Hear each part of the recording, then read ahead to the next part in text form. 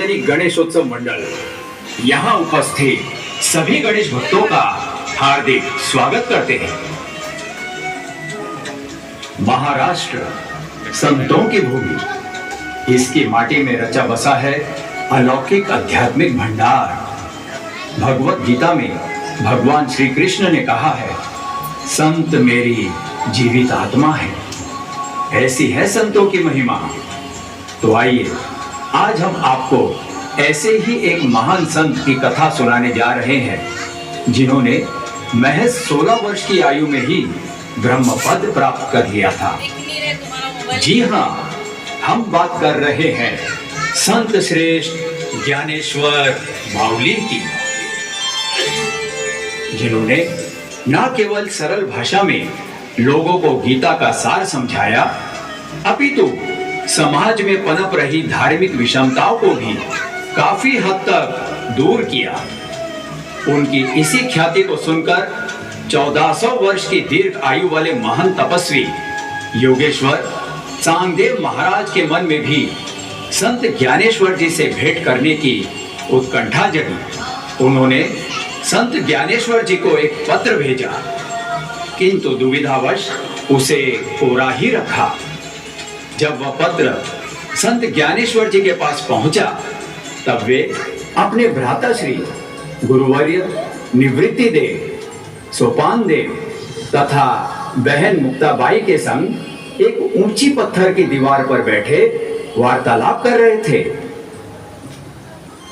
अरे, योगेश्वर चांगदेव महाराज का पत्र तो बिल्कुल कोरा है, देखो तो। हाँ निवृत्ति भैया, इसमें तो कुछ भी नहीं लिखा है।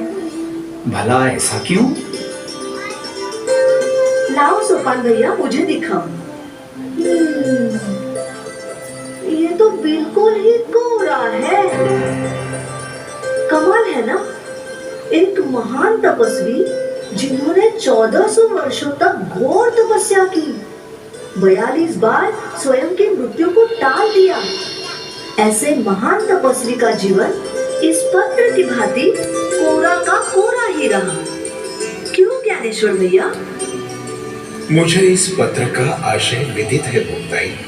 योगेश्वर चांगदेव महाराज घोर तपस्वी हैं तथा उन्हें अनगिनत सिद्धियां भी प्राप्त हैं। इस पत्र के माध्यम से वे हमसे भेंट करना चाहते हैं।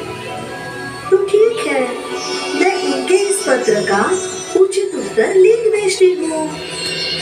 और इस प्रकार मुक्ताबाई ने प्रत्युत्तर में वही सब लिख भेजा जो उन्होंने आकलन किया था।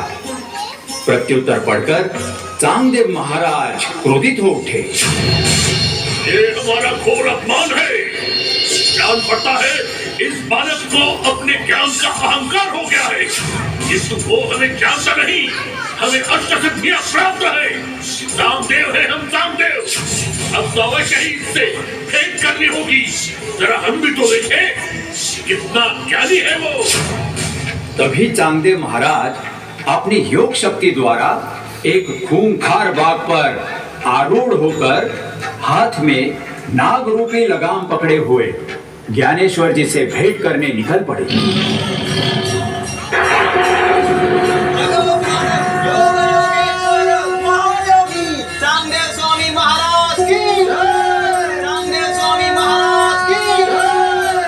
सुना है योगेश्वर चांगदेव महाराज बाघ पर आरूढ़ होकर हमसे मिलने आ रहे हैं।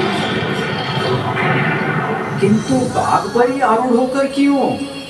इसका क्या प्रयोजन निवृत्ति भैया? मानवी स्वभाव सोपान देव, योग द्वारा अपनी शक्ति का प्रदर्शन करना। योगेश्वर चांगदेव महाराज महान तपस्वी हैं, किंतु उन्हें प्राप्त अष्ट सिद्धियों का इस प्रकार मिथ्या प्रदर्शन करना उन्हें शोभा नहीं देता। अब क्या करेंगे ज्ञानेश्वर भैया? चांगदेव महाराज तो बाघ पर आरूढ़ होकर निकल पड़े हैं, किंतु हम इतनी दूर उनसे भेंट करने कैसे जाएंगे? चिंता न करो मुक्ताई, हम जिस दीवार पर बैठे हैं उसी को अपना वाहन बना लेते हैं। हे माते, हमें अपनी ममतामयी गोद में बैठाकर ले चलिए चांगदेव महाराज की ओर। चमत्कार, घोर चमत्कार।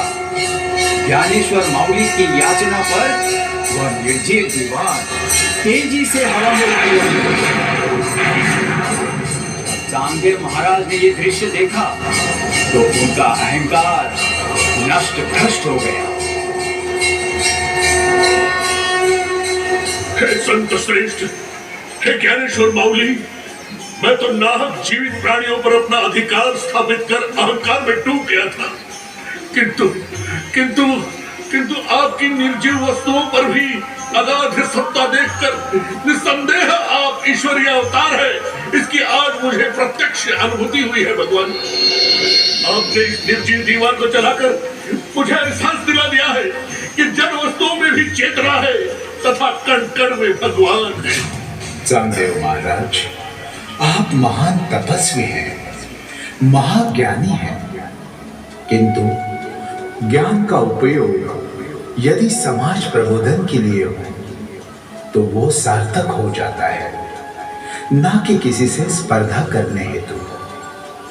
आपने 1400 वर्ष तपस्या की है तथा अनेक सिद्धियां प्राप्त की है, जिनका उपयोग समाज में फैली विषमताओं को दूर करने हेतु कीजिए तथा भटके हुओं को सन्मार्ग पर लाए। यही परमार्थवाद एक सच्चे तपस्वी की विशेषता है। हे ज्ञान के ईश्वर ज्ञानेश्वर माउली, आपके पावन उपदेश से आज मेरे ज्ञान चक्षु खुल गए हैं। मैं धन्य हो गया प्रभु, मैं धन्य हो गया। बोलो ज्ञानेश्वर माउली की जय। तो आइए हम सब मिलकर विघ्नहर्ता बुद्धि विनायक श्री गणेश जी के पावन चरण कमलों में विनम्र प्रार्थना करें। हे दुख भंजन गौरी नंदन, सुन लो हे प्रभु अर्ज हमारी। मजहब जाति भेद से बट गई है दुनिया सारी। इस विपदा का हमको भगवान ऐसा कोई निदान दो। कर्म योग अपनाए सभी, ऐसा हमें वरदान दो देवा, ऐसा हमें वरदान दो।